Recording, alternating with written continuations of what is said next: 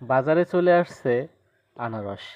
আর এই আনারসটা কিন্তু আমাদের গ্রাম বাংলার সাধারণ মানুষের অত্যন্ত প্রিয় একটা ফল। আনারস কিন্তু দেখতে অনেক অনেক সুন্দর এবং কিছু কিছু আনারস অত্যন্ত মিষ্টি হয়ে থাকে, আবার কিছু কিছু আনারস কিন্তু মিষ্টি হয় না। আনারসের পুষ্টিগুণও অনেক রয়েছে, তেমনি আনারস খাওয়ার ক্ষেত্রেও কিন্তু কিছু নিয়মকানুন রয়েছে। আনারস কিন্তু খালি পেটে খাওয়া যাবে না। বড়দের ক্ষেত্রেও একই নিয়ম এবং ছোটদের ক্ষেত্রেও একই নিয়ম। বড়রা একটু বেশি খেতে পারেন, কিন্তু ছোটদের ক্ষেত্রে, বাচ্চাদের ক্ষেত্রে বিশেষ করে অত্যন্ত অল্প পরিমাণে আনারস খাওয়াতে পারেন। আর আপনারা আনারস অবশ্যই ভরা পেটে খাবেন।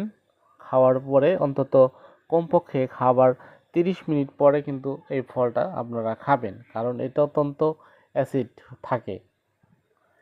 আনারস অত্যন্ত উপকারী এবং প্রচুর পরিমাণে পানি রয়েছে। বিশেষ করে গরমে আমরা যখন অত্যন্ত হাঁপিয়ে যাই, আমাদের শরীর থেকে অত পানি বের হয়ে যায়, তখন কিন্তু আমরা আনারসটা সামান্য লবণ দিয়ে মেখে আমরা কিন্তু এটা খেতে পারবো এবং এটা অত্যন্ত মজাদায়ক হয়ে থাকে।